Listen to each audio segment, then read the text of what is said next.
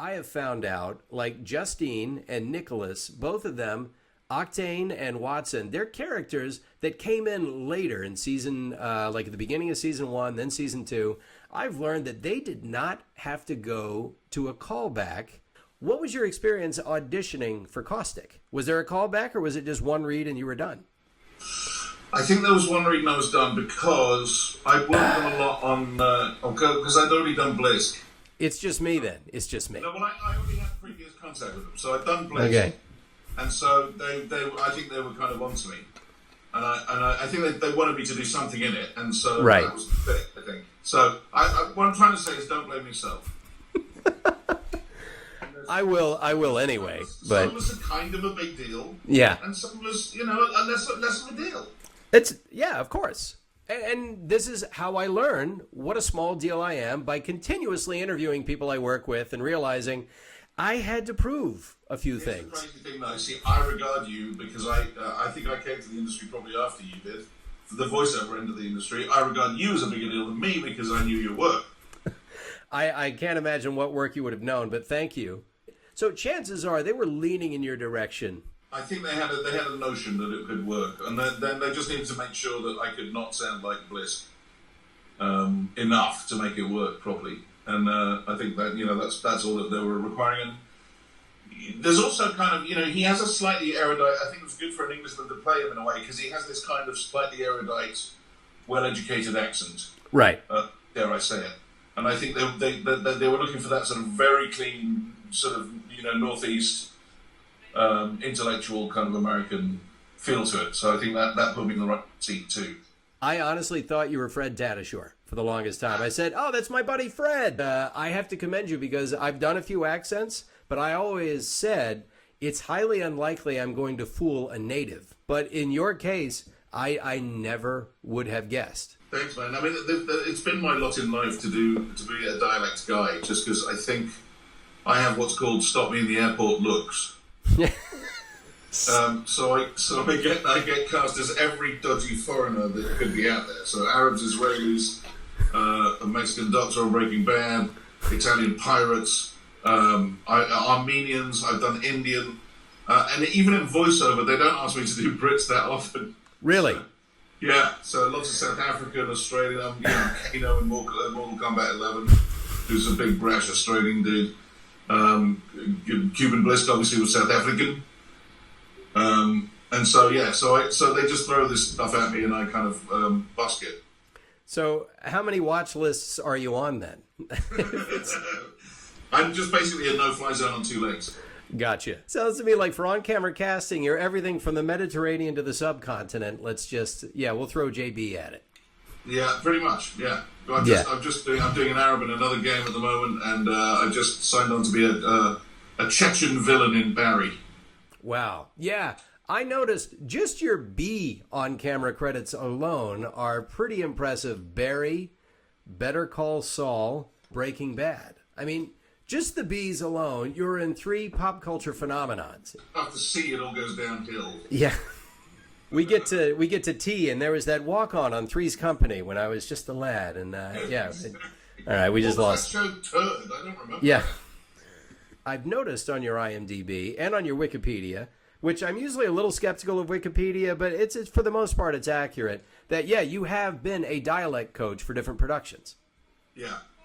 Yeah, I was when I wasn't working as much as I am now. Before I started directing, I was dialect coaching a lot, both privately and if I could, I'd spend time on sets too. It's tough though because often you'll get a lot of people who aren't really actors but fancy learning a dialect, and you really need an actor's skills to be able to apply that to learning a dialect. So it gets tricky. And then on productions they want you for long periods of time, which is also kind of tricky to give up that time if you're doing voiceover and on camera bits as well. So it just sort of became unsustainable, and I had to quit. Right. But I've retained a couple of clients. Mm-hmm. Some of my more major clients, and I'll always help out a friend when I can. Right. But I'm unable to do it. Yeah, when I did Dragons, Riders of Berk, which is basically the Netflix Cartoon Network show based on How to Train Your Dragon. I've been Race to the Edge. Yeah, Race to the Edge. Okay, yeah, I was gobber for those, and so Right, basically, yeah, and basically I'm doing a Craig Ferguson impression, who also happens to be very Scottish, who has made no attempt to smooth over the accent at all, which is great because it was something for me to grab onto. In the studio for the first episode, there was a dialect coach. And we had guys coming from every point of the compass, and just as far as Britain goes, it was every conceivable American interpretation of a British or Scottish or Welsh or God knows what accent, North Country, you name it. And the poor lady didn't know which way I mean, she tried, but it was practically every take. She would say, could I have a word? And I said, I don't think she's going to come back. This is going to take 8 hours, to do one session. And yeah, sure enough, they jettisoned that idea right away. They said, yeah, I don't think this is going to work. Ideally, you need 1 or 2 sessions before you even get in there, before you even get in the booth. You need something. You need to have given the actors something to work on, so that they can do some sort of prep. Otherwise, you're just kind of throwing them to the sharks. Right. And there's only been one time in my career where they've had a dialect coach there in the studio, and it was a video game where we were doing just various characters from different parts of England. And Robert Easton was there, who I guess if you've been a dialect coach, he was like the gold standard. He was, yeah. He was known as the Henry Higgins of Hollywood. He passed away, may he rest in peace. But he was the nicest guy. He really sort of approached it geographically. He said, let's start with this region. We'll move to here and here. And depending on where you're from, this is how the accent kind of formed. And he would give you this history lesson of it, which I thought, this is great because that's also something to grab onto. Yeah, that's the way I teach too. I mean, we did a production of The History Boys at the Armington, and we had a fully American cast, and they were from Sheffield. Which is kind of, if you remember, what was that movie about male strippers? The Full Monty. The Full Monty. And right. they're from Sheffield. The accent is Sheffield, and I described it as a wet cloth hitting a street. It just sort of slaps down, cold and wet, and no one really wants to go outside.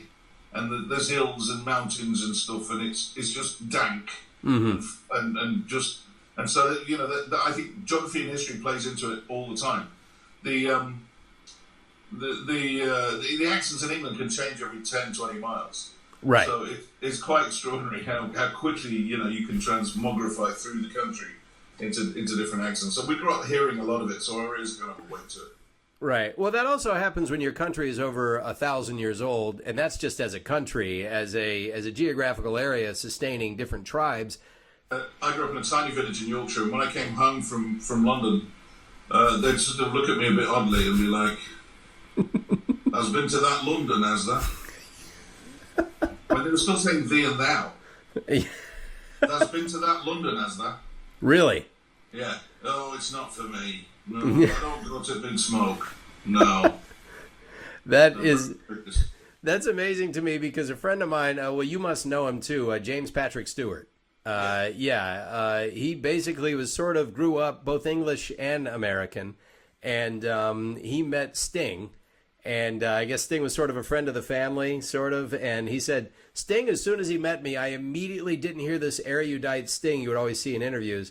I heard a Geordie, a guy who was right on the border of Scotland and England. And he didn't call me Patrick. He said, Patrick, like that. Patrick. Yeah. How you doing, Patrick? Yeah. How are you, Patrick?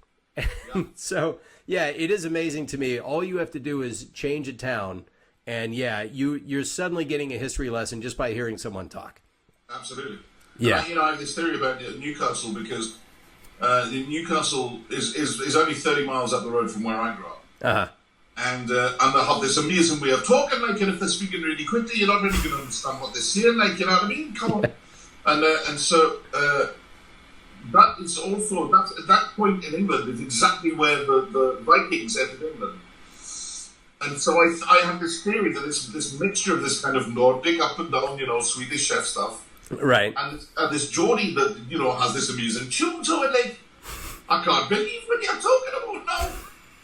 which is that's how they sound. And it's probably that the Vikings came in at that point in England and it mixed the two languages. I have so many media references for how I will attempt an accent. We're basically the same age, so if somebody says do Belfast, I will go back and watch In the Name of the Father with Daniel Day-Lewis and Pete Postlethwaite. See, that's exactly the perfect movie to watch. Yeah, exactly. It's like, did I file the ball? Yeah, I filed the ball. Yeah, these are sausages. Those are sausages. Yeah, and if somebody says, all right, Dublin, it's like, it's the Commitments for me. Yeah. Because I think they just went straight to Dublin and grabbed a bunch of locals. Actually, Brona was actually Northern Irish. Okay. But Dublin is like a completely different to most Irish accents. Like, it's really taken down there. Like, yeah, exactly. Here, man, I love that. Right. And if they say Scottish, like just a Scottish where I'm not imitating someone, I'm just doing Scottish. Everyone here in America thinks Braveheart, and I actually say, nah, Rob Roy's better. I like Rob Roy better for Scottish. That probably is, yeah. If you're feeling super brave. Yeah. Glasgow, you go to train spotting, but it's really difficult to understand anything they're saying. Or as they say, Glasgow. Yeah, I'm from Glasgow. Yeah. Your mother's so, get the fucking touch. Yeah. Yeah. What do you do if I stole the money? I'll fucking kill you. Oh, good to know. Yeah. Choose life. Yeah. Right. We're just going to do accents the whole time, ladies and gentlemen. Yeah, why not? That's the thing, is that I'm from the Deep South. And Southern English, especially from the coast, like where I'm from is Savannah, and then right across the Savannah River is South Carolina, and you have Low Country, Southern, which is actually not that far removed from, I don't know, maybe your English or your Irish. It's the heritage is very similar. And it just, you see over time, that accent from England to here is still preserved in these strange ways. And it obviously in the Mid-Atlantic and perhaps the Hudson Valley, you hear something that might be a bit closer to English, but it took its own little unique left turn where I'm from. Yes, but also a lot of those old English accents sounded a lot more like American than they do modern British. Right. The Shakespeare, a lot of people who've done the research of Shakespeare, it's all very curly like that. It's kind of a country accent. Uh-huh. And it's closer to, they burr their R's from the American. But, America's this hodgepodge of Irish, Northern Irish, Scottish, West Country. Mm-hmm. There are fishing villages, like remote fishing villages on the east coast of America that still kind of speak with a Cornish accent. Uh-huh. And they show no hint of America because, again, no one's really ever left. Yeah. And it kind of just stays, which is amazing. And then I think, the South wanted to retain that kind of that autonomy and separate itself from America, so it kind of allied itself towards Britain, and so they kept their kind of fairly elevated way of talking. Yeah, and then we fought a war about it, and it got sorted that out. Yeah, so yeah, but yeah, they're very proud of sounding and being a bit different down there and being a bit slower. Actually, the one thing Los Angeles has in common with the Deep South is that they both move at relatively the same pace. The sort of social attitude is, hey man, chill, don't go too fast. Southerners are like that. But I think everyone is extremely high. There is that. There's the as this helps.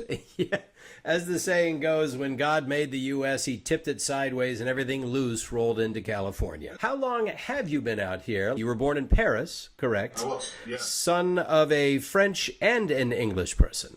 So. Yes. So my father was French, is French, and my okay. mom was English. Gotcha. They separated when I was very young, and I came to England to live with my mom. Okay. Who had a sister who was living up in Yorkshire, so we ended up in North Yorkshire, and that's where we ended up staying. She met another guy and remarried, and I have a brother and sister on that side, and I have a brother and sister on the French side, and my father remarried as well. And I grew up in North Yorkshire. I was at boarding school from a very young age, which instilled a sense of discipline and gave me some sort of education. And it wasn't the sort of place where you could, I didn't know you could become an actor. But I was doing plays at school, and they thought I was good at it. And a good English teacher, like often happens, said, "You can do this for a living." And I couldn't believe him. And I said, well, okay, how do I go about that? And there was this thing called the National Youth Theatre, so I did a course there. And then I sort of left all my university applications late, and I started calling drama schools, which I didn't really know what that was, but I knew that that's what I needed to do. And RADA had a cancellation on the last day of auditions, and I auditioned and went through the process, which is like a five-stage process. You have to keep coming back another day for a full workshop, and then right. And I got in. I was just 18. Wow. And probably too young to be there, because you learn a lot of stuff that you're not really equipped to learn. And then when I came out of RADA, there was a kind of recession, and I had started a theatre company with some friends from other drama schools for somewhere where people who'd been to drama school could actually work, because there wasn't a lot of work going around. The repertory system was kind of dead. I did that for a long time, and then did some regional theatre, and then ended up at the National Theatre in London, and worked with amazing people like Judy Dench and Sir Peter Hall, and then I was so disillusioned and tired, and had done a lot of touring, a lot of theatre, and was finding it hard to make money. And I stopped for 2.5 years, and I worked for a web design company that a friend of mine ran, and went into kind of accounts management and stuff, and had the nice money and the nice car, and wanted to kill myself. I was miserable in the corporate environment. Of course. And this actually happened. I came home and I was sitting, and I was like, what the hell am I going to do? I've lost all my contacts, I've lost my agents, how can I get back? I don't know what I'm going to... The phone rang. I picked it up, and it was a casting director called Priscilla John in the UK. She said, hey, Jimmy, are you still working? Yeah, and why? She goes, there's this movie, The Count of Monte Cristo. The director's coming into town. I think there's some stuff in there for you. Do you want to meet him? And I almost burst into tears. I couldn't believe it. So I bit her arm off, and went and met Kevin Reynolds. He was like, you're a good actor, man. You can be working more. Let's put you in this movie. And I was like, great. I guess that's how Hollywood works. Yeah. I did The Count of Monte Cristo. We shot it in Ireland and Malta. And then when that was coming out, he said, I think you should come and have a look in LA. Come and stay with me for a bit and see what you think. And I came over for like 10 days, thought sunshine, palm trees. Why don't I give this a go? Right. And then promptly, went home, sold everything I had that wasn't much, came here with very little money, and had to start from scratch, because everyone here kind of went, theatre? What is that? And and then my first gig was... a friend of mine was doing some voices on an anime called Hellsing, and they were looking for more British voices. And so I turned up and they hired me. And that was my first real voice acting, in terms of, I'd done like corporate video stuff, but I'd never really done any voiceover, and so that was the first thing I did. People will say, oh, well, voice acting, that's just talking. When are you going to do real acting? And we usually, this is one of those things we have to combat. It's not voice acting. It's acting. Like, you don't get the benefit of using the rest of your body to sell the character to the viewer. However, you're using your body to deliver the performance. You may not be aware of it. Like, I use my hands more now than I used to, and I came from stand-up comedy. I mean, I did some drama in college, and I wasn't any good, but I was really enthusiastic. And he said, enthusiasm counts for a lot.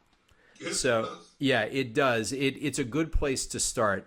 And I found that my acting got better just the more I did it, and the more I looked back and saw that, okay, I was going with all the obvious choices before, but now that I'm in voice acting, you get so many auditions, you don't have to put a lot of pressure on yourself, and you can start to make more interesting choices. I think it's also understanding that you've got the experience. You've been at this for so long. Right. That the character's going to come to you from somewhere. Yeah. As long as you almost have to kind of strip away all your preconditioning, all your prejudice, because you want to figure out who the character is and prejudge it, and you've got to kind of let it come to you. And I think that's what experience teaches you.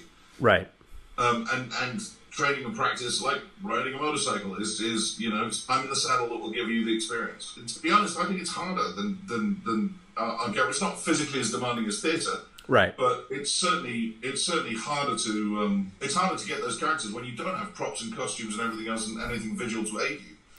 You're just going off your voice box. A lot of voice actors who end up doing some on-camera work, sometimes they end up, without meaning to, overselling the character a little bit because they forget they've got everything else. Yeah. And they have to get back into that headspace of realizing that, no, this is a close-up. And because this is not going to be animated too. This is just, it's all happening right here. And the camera doesn't miss anything. Whereas in voice acting, they're going to create the reality, and a lot of times they need a little extra from that vocal performance. It must be interesting going from one world to the next for you. Sure. But you do that too, no? No, I haven't done on-camera in 20 years. I got started in on-camera, but it was mainly sitcom-style stuff, which doesn't need to be real as much as you need to hit your mark and hit the line, and it's timing, it's rhythm. Yeah. But listen, I think voiceover in general has changed. It used to be mostly commercial, and then there was a very small group inside certain studios that did animation stuff. Mm-hmm. Then video games really exploded the narrative world. Mm-hmm. And then the advent of many streaming platforms and many platforms that deliver content exploded the animation world. Mm-hmm. And suddenly, there was a new style of acting defined.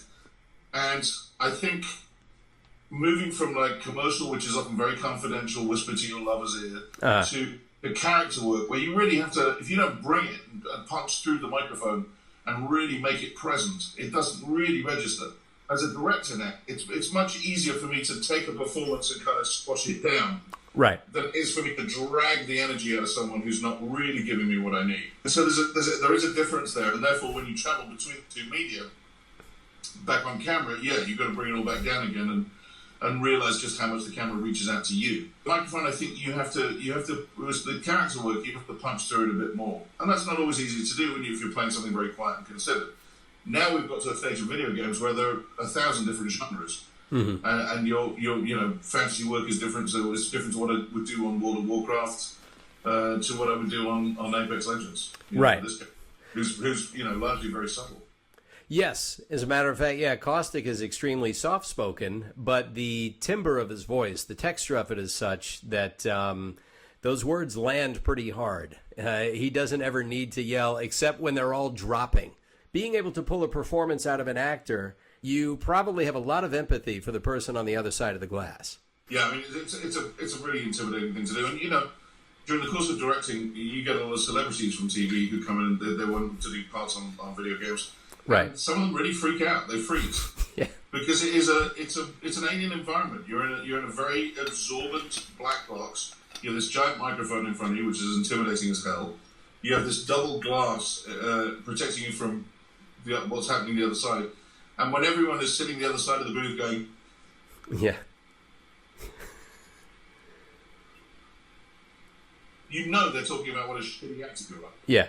And they're not. They're ordering lunch. I was just going to say, they're just ordering lunch. He's got a menu. Yeah. He doesn't know if he wants to do surf and turf or a grilled cheese sandwich. So, but they look at that microphone and they kind of, they get frightened of it. And you're often having to kind of say, look, act badly to get you from where you are to act what you think is television bad, and you'll be getting towards the kind of intensity that you need. Uh-huh. Do that. Now, that's not to say act badly, but it's just to give them that other extra spark of inner energy to really get them thinking in terms of the way this works. There was a Broadway producer, and he had left a Broadway director with a bunch of people on stage, and he says, I'm going to lunch. You need to figure out what's going to happen in this scene. He says, okay. He leaves, he comes back from lunch, and the Broadway director is sitting there with his head in his hands, forlorn, has no idea what to do, and there are dancers and actors standing up on stage doing nothing. And he said, what's the problem? He says, I don't know what to have them do. And he says, have them do anything. At least then you'll have something to change. I'll try anything if I don't know what to do. And then at least I have a starting point. Exactly right. You've got to give me something to work on. I can mold that. I can squeeze it down. I can play with that. I can't play with nothing. So now you're back into the performing arts after living in the civilian world, as I've always called it. And you've realized that, okay, no matter what, it's going to be this. I imagine that's your moment. Yes, I decided to quit quitting. When I came here, I burned my ships. As they say, be bold and mighty forces will come to your aid. That's good advice in acting as well. Yeah, and let me tell you, there's nothing like leaving the country to kind of put a firecracker on your ass, to use a better Jesus, not so fragrant term, but it doesn't get you going. Yeah. And it's only because the consequence is going home with my tail between my legs going, I failed. And I sure as hell wasn't going to do that. I went home a couple of times. I sat on my bed in LA and thought, what the hell have I done? Is this really the right choice? Am I really making the right choice? But perseverance is everything. And I did stick to my guns. And, it took running into the right people. I ran into like Troy, Travis, Laura, Troy Baker, Travis Willingham, Laura Bailey, that kind of crowd, Mary McLean.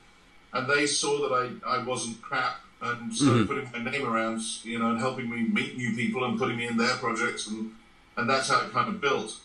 I don't think I told you it was 2001 when I came here. So it was 18 years. 18 years. I came in 97, but I came as a comic, and I knew I had a different objective. I knew that I was always going to do something in regards to show business, and that's because over the course of my life, I had had 15 jobs, and I was basically crap at all of them.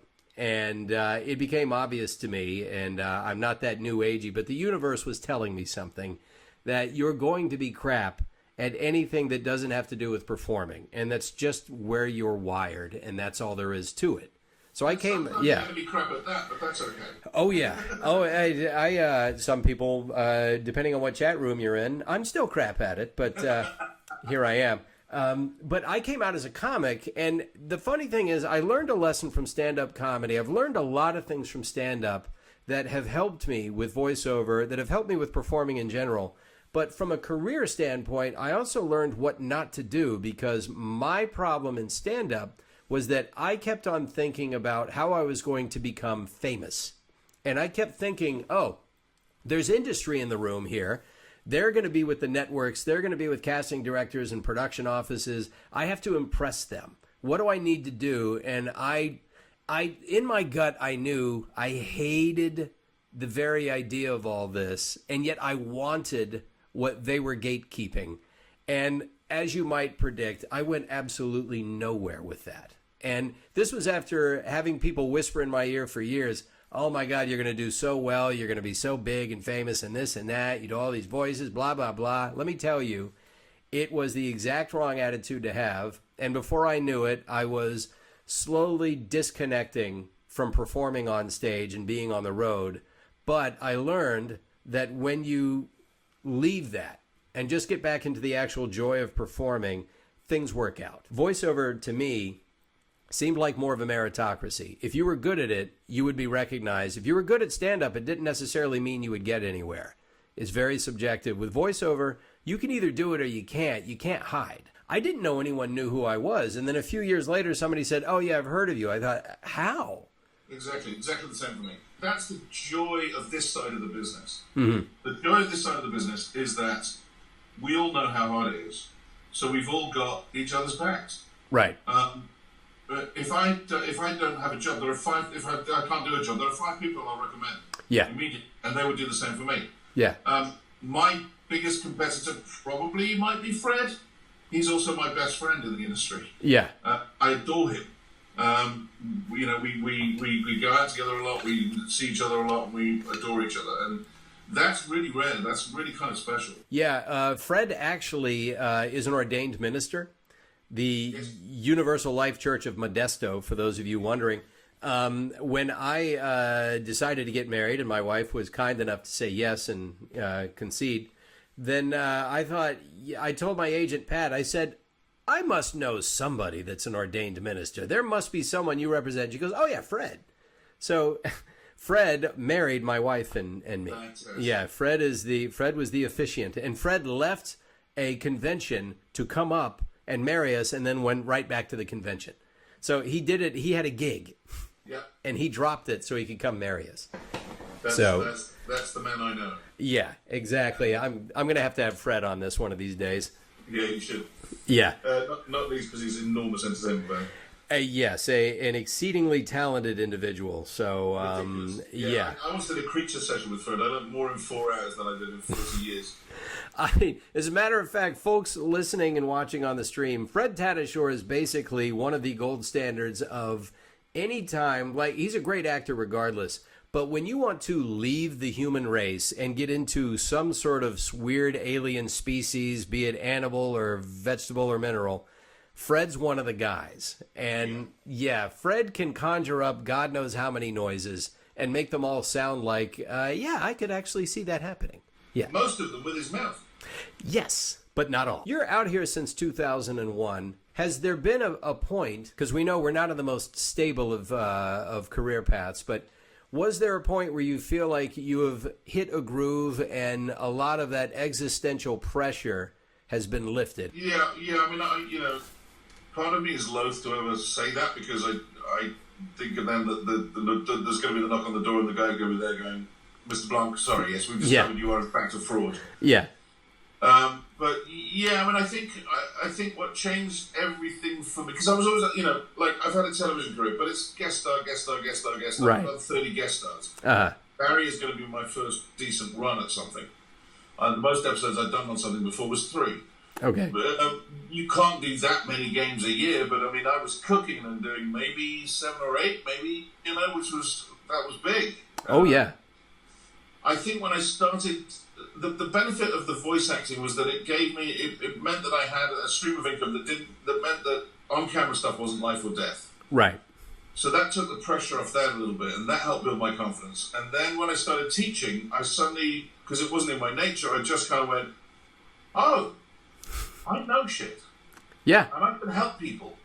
I've gathered this experience, which I didn't really think I had. Why, I've been in the business 20 years. Mm-hmm. But that gave me confidence. It's like, I know the solution to your problem. I know you're coming up with something, and I can help you with that. Uh-huh. And then when I started directing, and listen, my directing, I was handed a AAA title as my first ever project. It was Shadow of Mordor. Okay. That was a blessing. I mean, I'll never be able to reproduce. It was to start my voice directing career with a AAA title of that magnitude was astounding and very, very fortunate. And I slotted right in. And that has meant that I haven't had to worry as much about keeping, because when you get older, you get responsibilities, you get a family. Right.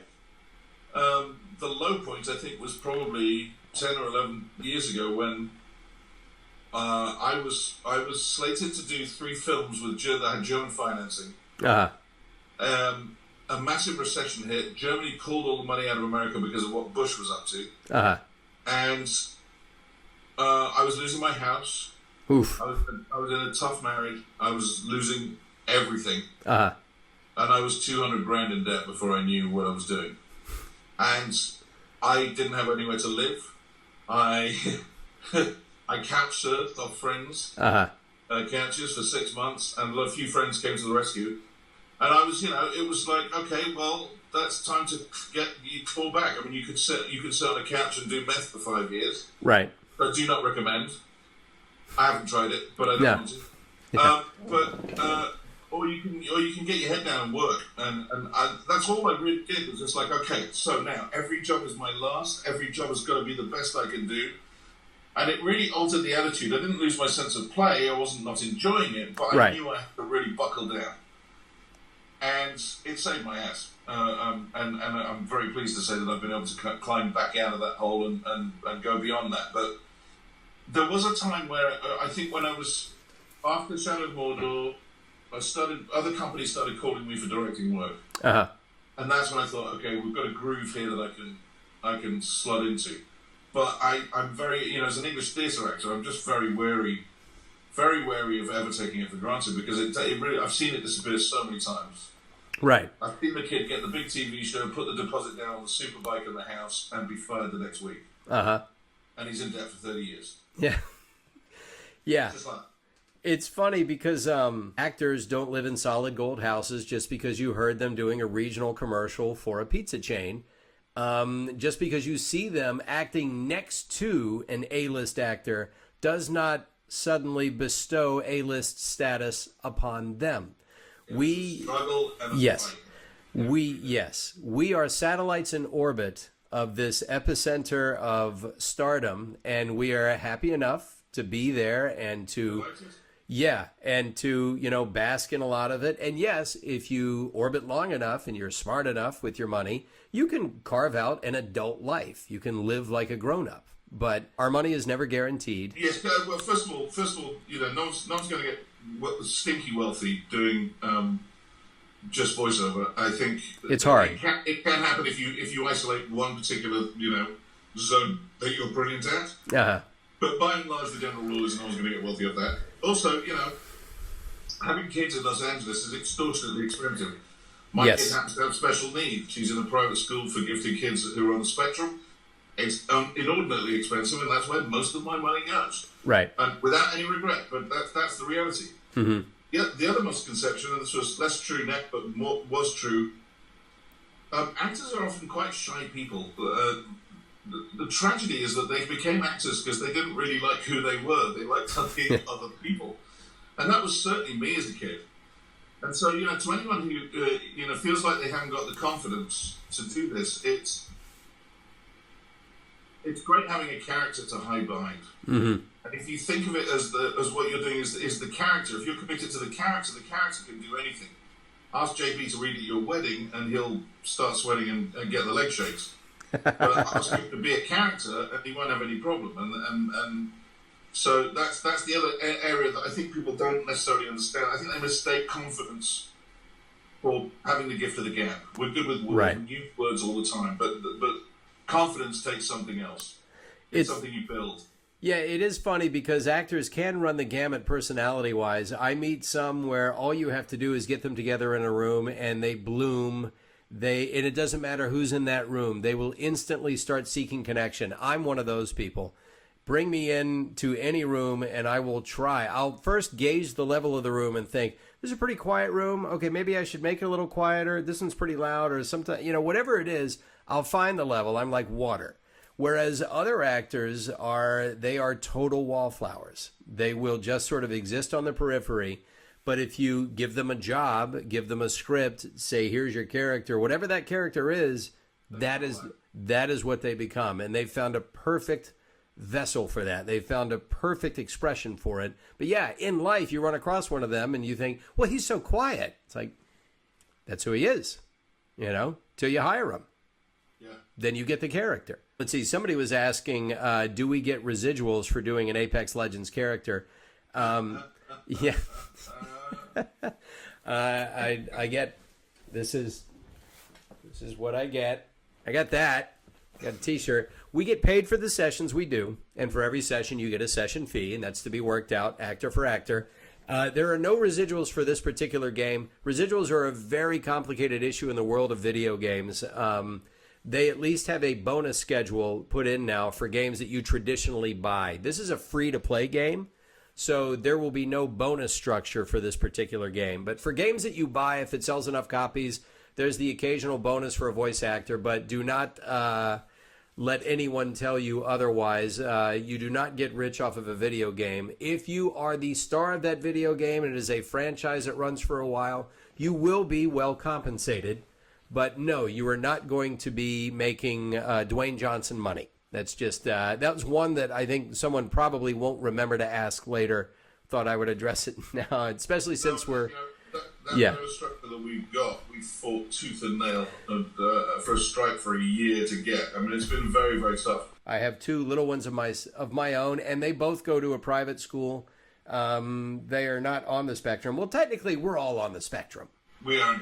Just, yeah, exactly. Everyone's on it. Just some people are on a different part of the spectrum. But my son is a performer. He actually literally is a voice actor. He's booked a few jobs. And I look at him and realize that traditional school was not going to work. He lasted all of 30 days at a traditional kindergarten when he turned 5. And I pulled him out. And I was so disappointed in how he was being taught. Because I realized, okay, this teaching method probably works fine for a lot of kids, but not for my boy. And they didn't bother, because the public school system is just not set up for this, they didn't bother to figure out how they should be teaching him. They just assumed he doesn't fit in here, so he's going to have to repeat the year if he doesn't get this stuff. And I thought, yeah. My kid was ostracized, ignored, bullied, pushed to the back of the class. I mean, just awful what she went through. And it's been a battle ever since to try and find the right way to teach this kid. And that's what you do as a parent. Yeah. And this is for the benefit of people watching on the chat. What I have learned, based on jumping into this world of streaming and learning who gamers are, and they are people who come from all over the world, all parts of the spectrum, people who are dealing with their own, sometimes struggle to be the, to try and fit into a round hole when they themselves are the square peg. I have tried to fit in the round hole as the square peg that I am. You know what I've found? Thanks to the internet, just meet the other square pegs and find your tribe. Learn how to exist with round pegs. They're good people. It's just you're not going to connect with them in the same way. And if they try to tell you that you're supposed to be that round peg and you know you're not, just say, I'll see you when I see you. And yes, if you're stuck in a traditional school and you can't get out, just do what you got to do until you're set free. I did fine. I was good enough to get by and get some good grades, but I know where I'm headed. You very quickly get to an age where it doesn't really matter anymore, and you know the people you like, and you don't have to deal with the people that you don't, and the people who are mean and nasty and rude, and you know what, we all go out in the same box. It's fine. Yeah, exactly. So yeah, it takes all kinds, and I've got a quick impression. Okay, let's see it. Chris Edgerly. Pretty good, right? Wait a minute. You see it again. You see it again? Yeah. Chris Edgerly. Oh.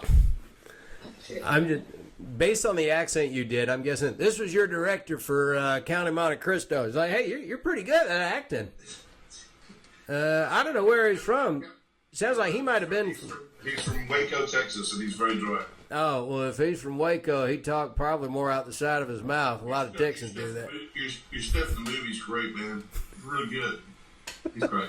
Do you have a process for when you are preparing for a role? I am of the grip it and rip it variety. I just trust the performing instincts I have honed through doing stand-up and just from what I've got going on in this noodle of mine. Do you have a set process you use, or is it more intuitive? I like working off the back foot. I like working instinctively. I think it depends on the project. Okay. If there's something historical about it, I will do my research. Especially if it's a historical figure. Obviously, if you're voice acting, you do all that research. But as a director, I have to do quite a bit of research in terms of, the backgrounds of the project and the lore of the game and all the stuff that I need to know. But often, even in those cases, I mean, now I'm directing all of Blizzard stuff, and I direct Fortnite Save the World and all of League of Legends stuff and their new game Legends of Runeterra. I don't get those scripts until I walk through the door. So even as a director, I'm not able to do any research. So I'm always working off instincts, and actually for those it works really, really well. But if I've got a character for TV or something, then yeah, of course I'll do the research. And sometimes you're just forced to, like in Breaking Bad and Better Call Saul, the characters in both shows, they keep throwing a load of Spanish at me. Never spoken a lick of Spanish in my life. No, I have no idea about anything to do with Spanish. And I'm having to do whole scenes in Spanish, which I cursed them 1,000 times for. But and then I just learn it phonetically and try to sound as authentic as I possibly could. And right. Go to friends I've got plenty of Latino friends who are willing to help me out. Right. And you pull it off. But that's the kind of groundwork that you've got to do. Just because they've given you a scene in Spanish and yeah. Seem to have admitted to have asked you whether you spoke it. Yeah. Which is charming of them. Absolutely charming. Well, I automatically assume you must at least be bilingual. You must at least have... I speak French, which helps, yeah. Yes. But that does help. But again, it is very, very different. Right. And it's actually to my eternal shame that I've lived in Los Angeles as long as I have and haven't learned Spanish, because you can use it a lot here. Have you noticed a fan response to you being Caustic and being associated with Apex Legends? And have people found you because you're the director of some Fortnite titles? Well, most people don't know that Fortnite has voices in it. And so a lot of people are the fans of Battle Royale, and this is Fortnite Save the World, which is the original story mode game that kind of is behind Fortnite. Okay. Battle Royale. So in that respect, I've got to say, I think probably the most misunderstood and underestimated role in the business is a voice director. Mm-hmm. I don't think any of them get what they do until they sit in the booth and watch you do it, and then they see the kind of influence that you can have and how important. So yeah, so as far as celebrity of any kind coming from voice directing, not really. But Caustic caused a lot of a stir. I've only done a couple of conventions since doing him, and he's certainly been the most popular so far. There's some real awareness out there for this game. Yeah, especially because every season we're recording new lines for it. I know that people are familiar with the Pathfinder backstory of him trying to find his creator. I did a little bit of reading about the backstory for Caustic. I think that is an interesting cat right there. I have vague memories, but I know about him being this Alexander Knox character potentially, and that Knox was found burnt in a fire, and his DNA was identified, but then we don't know who the mystery Caustic is.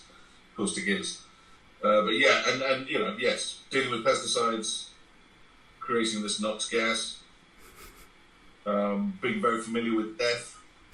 Very close to death, enamored of death, almost. Yeah, almost fetishizing it, I would say. I would venture to say.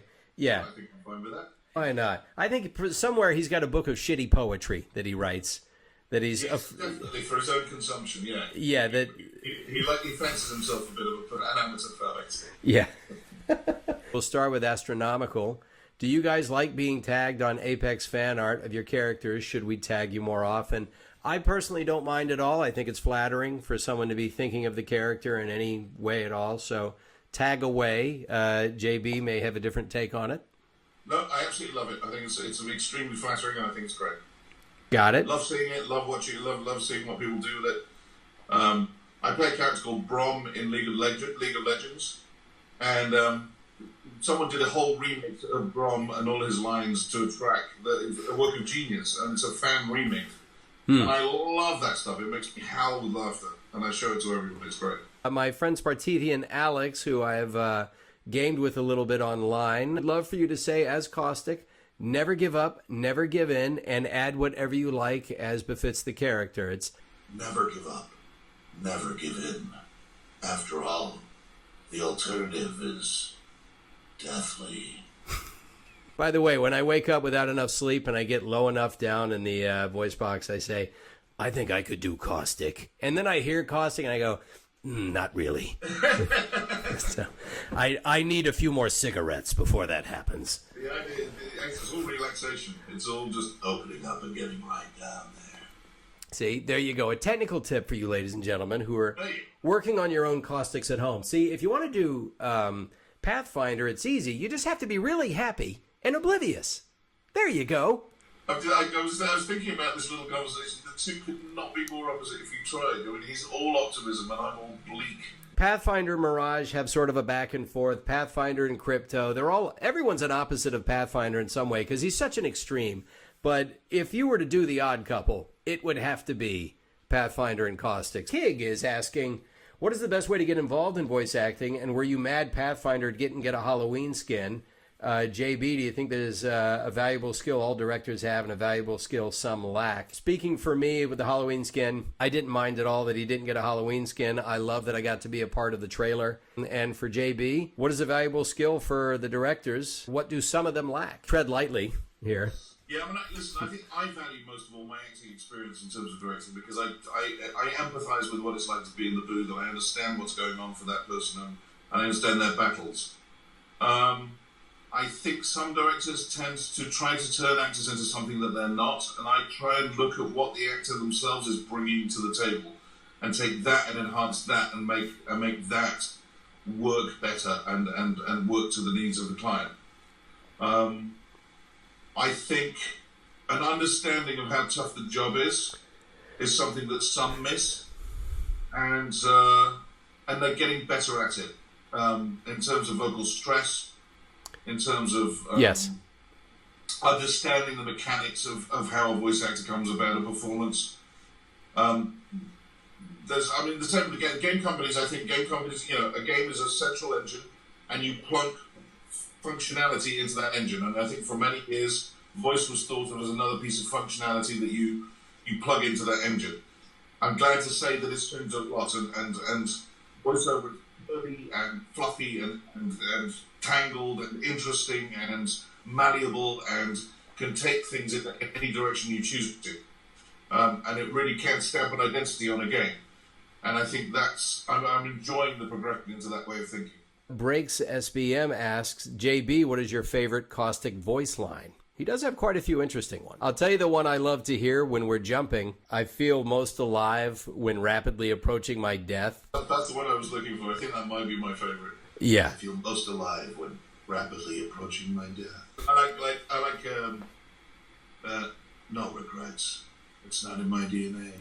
Yeah. Life ends with death. I am merely expediting the process. Kev the King 99Y, can you tell the devs to buff Caustic? Can you tell the developers? I love when they assume that we have a red phone line directly to Respawn headquarters. By the way, I was just playing. I don't really like the way this character's performing. Yeah. Oh, by noon you'll have it done? Okay. Thank you. Okay, guys. Respawn had two major games this year that came out. One was Caustic. There was one was the game should have been called Caustic. Caustic Legends and his friends. Apex Legends and Star Wars Jedi Fallen Order. I was lucky to be in both of those. Yes. However, I couldn't even talk to one team from one team to the other team about what was going on, or that I was even. So they sort of look at me and go, "How's the other thing going for you?" I go, "Yeah, it's good." So it's very weird conversations with them. So the fact that we have any influence over anything or any knowledge of anything. However, I do know one big secret about Apex Legends that I am not going to tell you. There you go. And I'm intentionally putting it out there. So And I'm going to say that I have been told one thing that is interesting. Okay. That I will never divulge. all right. But on the whole, no, they're not going to tell us anything. Let's put it this way, and I don't tire of it. Oh, ladies and gentlemen, is that a golden retriever or is that a That is a beautiful Labrador Labrador? called Apollo, or Poe for short. And not Caustic, ladies and gentlemen. He does not take his work home with him in that way. Most of the things we work on, we have to sign NDAs, non-disclosure agreements, and because loose lips sink ships, stuff gets out anyway. As they say, they data mine. Hackers will data mine a production and get all kinds of things and leak them out. We work hard. The developers work even harder, exponentially harder. The last thing we want to do is let the cat out of the bag and take away some of the wow factor. And also, we all suffer when that happens. The games have a very, very small marketing window. If you blow your own trumpet, you've blown all the sort of surprise and the marketing push for the games. All right, so Spartithian Alex once again is asking for another solid here. Can you get him to say a quick, "Hey, Obi, you're doing great. Proud of you," as Blisk? Hey, Obi, you're doing great. I'm proud of you, eh? Now that I understood at least is a good South African accent, ladies and gentlemen. Afrikaner, I suppose. Afrikaans, yeah. Afrikaans. It's a very difficult accent to do like that. Because an accent isn't just about what you say, it's about your ear. Yeah. Whether you hear it or not. Right. And a lot of people will swear blind. I mean, when I go back to England, everyone says I have an American accent. It's absurd. Yeah. It's ridiculous. Yeah. Now, in order to survive in America, I might have to say tomato occasionally instead of tomato because no one will understand me if I don't. Or if certainly anyone Latino, if I say water, they have no idea what I'm talking about. I often have to ask for water if I'm in a Mexican restaurant. Really? Yeah, just won't understand. So I can understand certain things slipping through, but I know damn well I've held on to my accent. Yes. And the other problem is that there are some very, very close friends of mine who won't believe me when I'm in an American accent because they're so used to hearing me the other way that if they see me in something on TV, they're like, "Yeah, but I just, the accent, I don't know." And I'm like, "I'm a bloody dialect coach. Are you kidding me?" I know I'm getting it right, and I know that no one else complains, but because they know me really well, they don't expect to hear me that way. Yeah. That you know what? We never have to stop proving ourselves to some people. You can't win, mate. Yeah, can't win. Metal Chick has a question for JB. What's it like being in medical scenes for on-camera acting? She does acting, and she tends to get super emotional without trying. Also, Caustic is grumpy dad. Well, that's a nice appendix to that question. The medical stuff, it's not bad. I don't get squeamish. So, and you're used to. It's it's kind of like, dare I say it, sex scenes. It's artificial because it's telly, and there's more acting involved than you think. You're trying to make it look as authentic as possible, Mm-hmm. but I'm so just worried about technically getting things right. I had to intubate Giancarlo Esposito. I had to make it look like it was being done properly, and you're focused on that more than anything else, and being authentic. And I think if you're true to your job as an actor, if you're worried about authenticity, I don't think any of that other stuff can get in the way, really. Gotcha. So, be in the moment. Pay attention to the moment. Yeah, it's acting. Edge voice, what is your favorite voice line? I imagine you're asking about Pathfinder's favorite voice line. I don't know that I have one anymore. I've spouted them off so many times here on this stream, but the one that people respond to the most is, I just polished my grapple. Because, the filth, the entendre...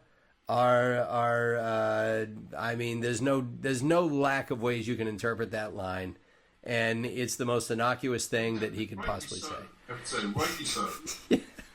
By the way, pineapple on pizza? No, mate, no. Pineapple on pizza? Is that something? No. Is that something that Pathfinder's involved in? It was the end of that question. Oh, really? Where? Oh, another person's asking. I'm further up. Okay, yeah. Oh, I see. Sorry. Yeah, pineapple on pizza. You know what? We live in LA. They'll put anything on a pizza and just say it's pizza, and I guess they can just get away with it. I don't like pineapple on my pizza. I prefer small children. Pathfinder and Caustic ordering pizza at some sort of artisanal pizza place. Yes, we'll have one pineapple and pepperoni, and what is that? Hang on. A 6-year-old.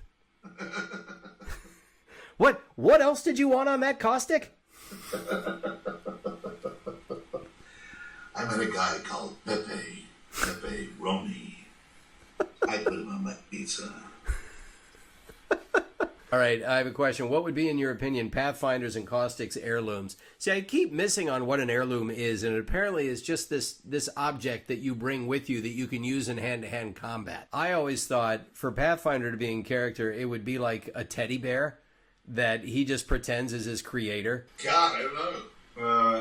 It would have to be something symbolizing. It would have to be like a sugar-faced doll or something like that. Maybe sugar-faced doll to symbolize the Day of the Dead. Oh, a sugar skull. Yeah, calaveras. Sorry, I am not from your country. I don't speak the English beneficially. Yes, I was Zinyak in Saints Row 4. And can I karaoke in Caustic's voice? Ooh, Caustic doing a little Billy Joel. Just whatever one that clears the room out as closing time. This is a little Garth Brooks, just or I myself don't want to be all by myself anymore. It's really sad. Yeah, that's when Pathfinder grabs the mic and cues up "You're the One That I Want" by Olivia Newton-John and John Travolta. Come on, Caustic, this is our jam. I got chills. They're multiplying, and I'm losing control. It's the power you're supplying. It's electrifying. You better shape up. Where'd everybody go? I don't know. I know. That's a good one. I was betting that you would even know the tune, but then again, we are the same age, so. And the upside of voiceover is the more you do it, the better you get at it, and our voices are basically the same for a few decades. So I sound the same as when I was in my 20s, but I have the experience to go with it. So yes, I get a few okay boomers thrown my way, but I'm happy to let you good folks know, you younger ones on the chat know, don't worry about where you are right now. No hurry. No hurry. Also, by the way, success after 30 years of struggle, it is sweet. It is pretty sweet. It's sweet. It's been aged. You know the time you put in, you know the work you put in, and it's worth it, man. Oh, yeah. Absolutely. We'll, it's kind of like when you build a wall, and you put the bricks in the wall, and you can stand back and say, I built that. Where's my what? I'll have you know that after I'm done polishing my grapple, I'm going to pardon everyone on this side of the wall, no matter what you've done. Let's see. Here we have one. Pathfinder and Caustic are the perfect duo, and God, I just want to see a trailer with them bickering over what place is best to drop at. Just give me my mains. Yeah, I think Pathfinder and Caustic is the buddy cop movie that we have yet to find. That we need to see. And I guess we'll do the trailer right here. Hang on, let's see. Spartithi and Alex, you're all capsing us. Come on now, breathe, Spartithian, breathe. Spartithian has a favorite phrase: "Get loved, idiot."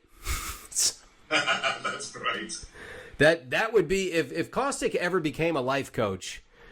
Get loved, idiot. Yeah, that would be. Silver Autumn is asking if they can do an Edgar Allan Poe quote. The boundaries which divide life from death are at best shadowy and vague.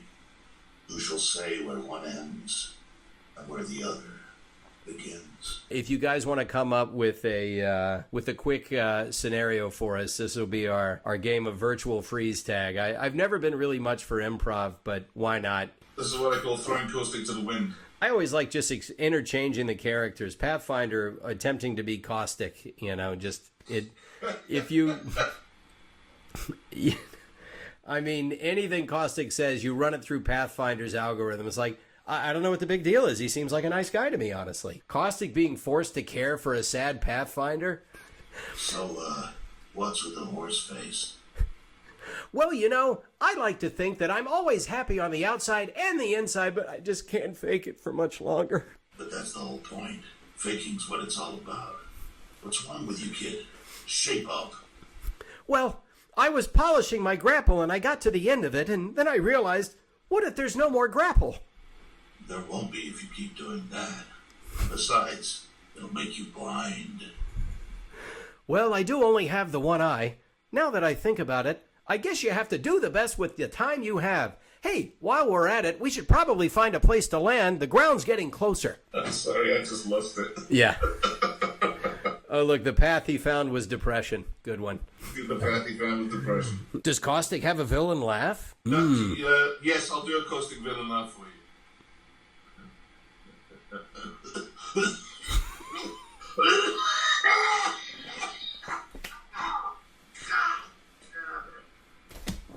The one thing I told the stream about him, about Mr. Blanc, is that he tells the best stories. I think you told a story about, I don't know if it was a famous British theater actor or not, and his wife saying, yeah, we're going to be doing this one particular play, and someone in the audience... It's an old story about Donald Wolfett. Oh, man.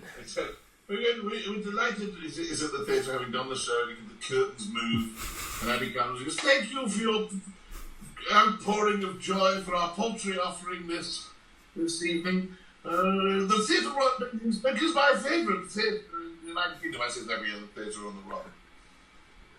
In 3 months' time, we'll be returning to Basingstoke, where we shall be giving our Antony and Cleopatra. I shall be giving my Antony, and my wife, and a man from the audience shouts, your wife's a hole! And Donald Wolfett says, nevertheless... This is a very British thing to say. Nevertheless, we shall be performing. Nevertheless, she will be giving her Cleopatra. Oh, man, that's great. I love that. Yeah, the English theatre is built on good stories, and there are a million legends. There's the young actor who... So Laurence Olivier started the National Theatre, for all of you who don't know, and was the greatest living actor, what was at the time the greatest living actor we've ever seen. Achieved enormous things, had terrible stage fright, was an amazing human being. Yeah. But as he was just rising to get to the top, this young actor thought he was going to test him out. So they're doing Richard II in this theatre, and Richard has to read a list of the guests that are coming to the banquet. Mm-hmm. And it's all, Dauphin, Fontaine de Fontainebleau, third Marquis de Bottom Fucking. And this long list of guests. The young actor thinks, I'm going to get this little Olivier upstart and see. Let's see what he's really made of. So he gets a blank scroll, and he runs on. He says, "My liege, the guests of the banquet." And Olivier goes, "You read it."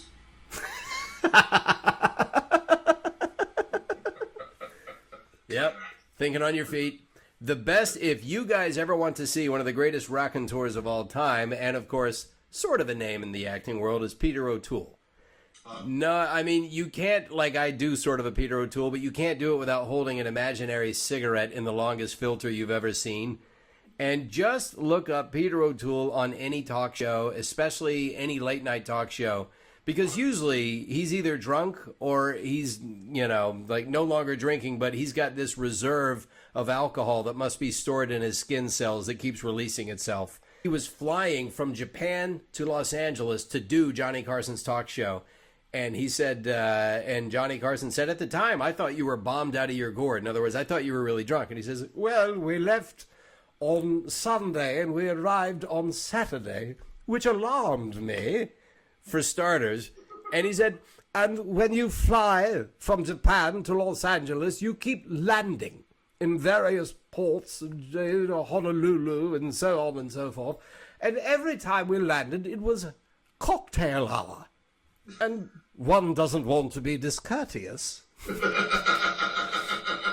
Yeah. I have one that's slightly naughty. Can I just tell it as a final? Absolutely. It's an 18-plus stream. You can say whatever you want, and I'll bleep it for mass consumption.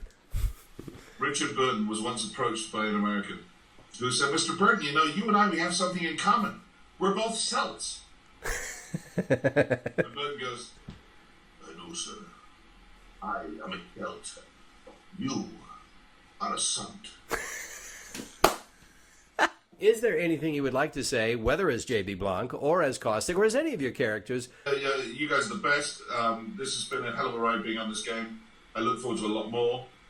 If you want to see us at a convention, contact your local convention and we will come. We will come.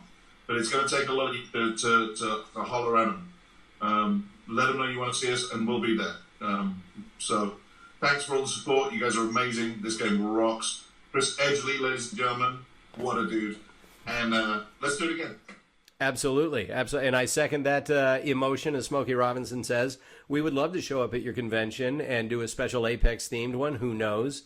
But yeah, you have to get the message out loud and clear, and we'll be there. So, if your fans ask the conventions, then they will book us. Good on you. Thank you for having me on this, please. Thank you very much. It is my pleasure.